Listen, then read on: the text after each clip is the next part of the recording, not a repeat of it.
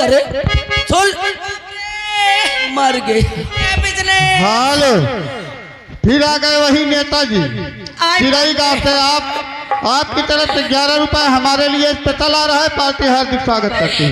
पिछले आय लाला बहुत तेज पिराती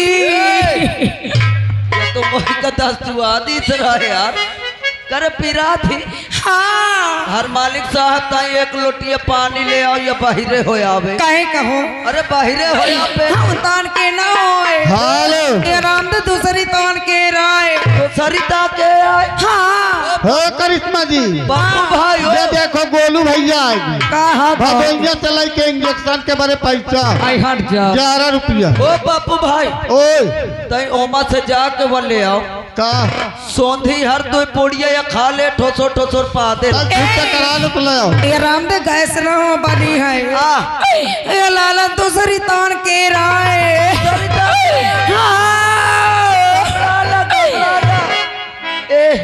भैया ये काम पंडा ए लाला जनते हो कौन तान के राय राम दे जब से हम ये गाँव में आवा ए बिजनेसवा जब से हम ये गाँव में आवा राम दे जब से ही रणवन के नजर हमरे ऊपर पड़ी इनकी हाँ तब से न जाने कौन ताला हमरे पेट में सुरुर सुरुर होता है। मैं समझ गया भैया ये गाँव में ओझा पांडा होता है बुला दो मैं का झरुआ दे ए लाला हाल ये आगे फिर वही नेताजी चिड़ई गांव से 21 रुपए दोनों जन के लिए स्पेशल आ रहा है। उनका 90 रुपए जमा 70 रुपए बचा है। ए लाला राम दे इंसान के न ठीक होई फिर के तरह ठीक हो ओझा पंडा से न ठीक होई हमरे घर चले जाओ हमरे बाबू को बुलाए लाओ। हाँ तोरे बाबू से अबे बात कीने रहा का कहीं ना माँ बाबू तोरे बाबू से जब मैं बताओ ना हाँ तो बाबू जाना था का कहने का कहीं न कहा जब हमारा बिटिया या करम की तरह तो का हमसे पूछी तरह खराबी नहीं तो ए लाला हम बाबू का तो हमारा दुख दर्द नहीं समझी नहीं कहाँ से समझिए ए लाला सुनो का हमको डॉक्टरी ले चलो हमरे सुई लगवा दे।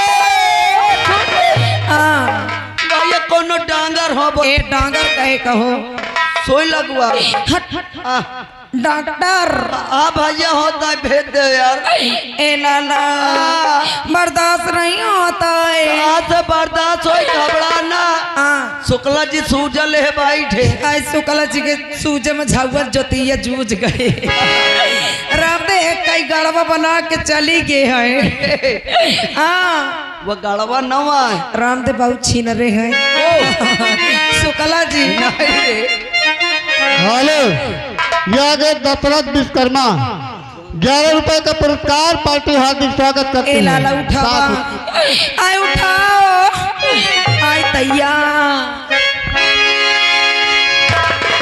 हर माई मंगली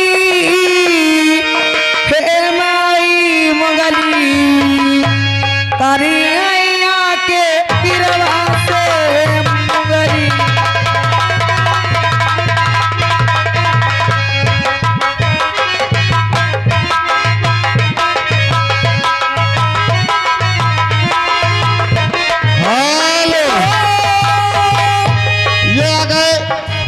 ठेकेदार आपकी तरफ से 11 रुपए का पुरस्कार और इनकी फरमाइश है भूसावल वाला केला। मोगली है मारी मोगली मोगली है मारी मोगली तारी के पिरवा से मारी मारी मोगली है हेलो यहाँ के डॉक्टर लाइन माइन हाँ चलो मौके पर बैठ रहे मगर ये लाइन माइन नहीं कर गए सुन ले आवा करो रे और उनकी ओर से 11 रुपए आ रहा है गीत म्यूजिक पे मांग रहे हैं कि अब म्यूजिक होना चाहिए। बड़ा रसीला है मैडम बड़ा रसीला है मैडम चावल वाला केला बड़ा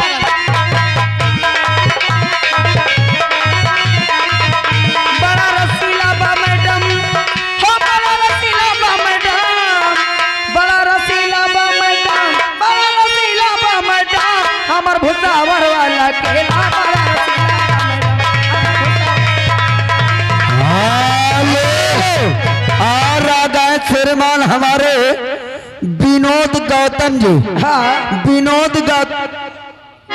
विनोद वर्मा जी यानी ग्राम सभा चकनाथनपुर वाले, उनकी ओर से 11 रुपए आ रहा है। और एक करिश्मा रानी जी, लाला विनोद वर्मा जी को क्या कहना चाहती हो? उनके लिए, हाँ उनके लिए कहना है, क्या कहना है? जानती हो कैसे? कैसे? हेलो, ये आ गए विमलेश पाल जी, आपकी तरफ से 11 रुपए का पुरस्कार।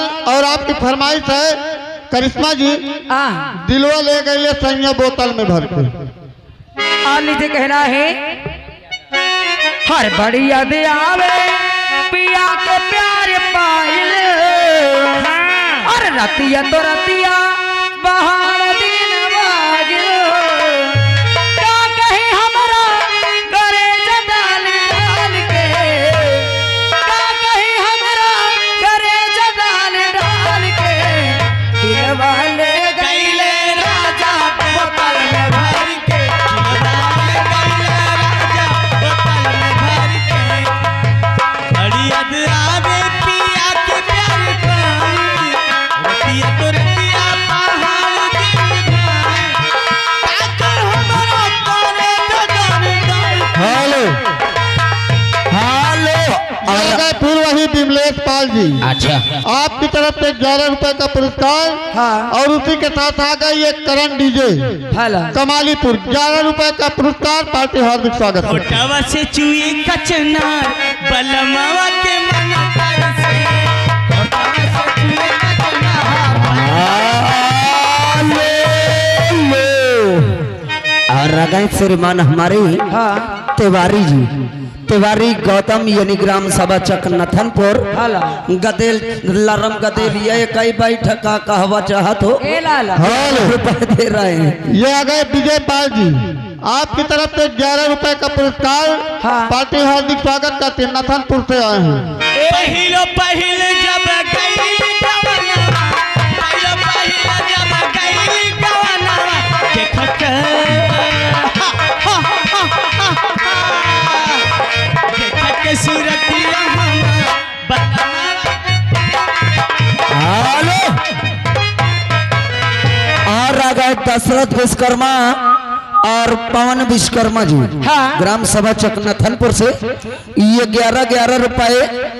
मैडम जी करिश्मा रानी जी, हाँ ये फिर 11 रुपए आपके लिए दे रहे हैं। 11 रुपए हमारे लिए दे रहे हैं। हाँ। पैसा कहीं और से आ रहा है, नाम किसी और का हो रहा है। हाला हेलो, और उनकी गीत की फरमाइश है, क्या है? मैं समझ रही हूँ आज।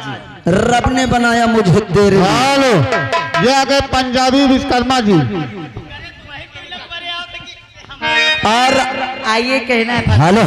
कही दे और आ गए श्रीमान हमारे दीपुल लाइनमैन ग्राम सभा, हेलो, दीपुल लाइनमैन ग्राम सभा चकनाथनपुर, हाँ यानी होली कमेटी सदस्य, उनकी ओर से 11 रुपए आ रहा है। हाँ और करिश्मा रानी जी आजी फरमाइश सुनाइए आप। और आजा दिल ले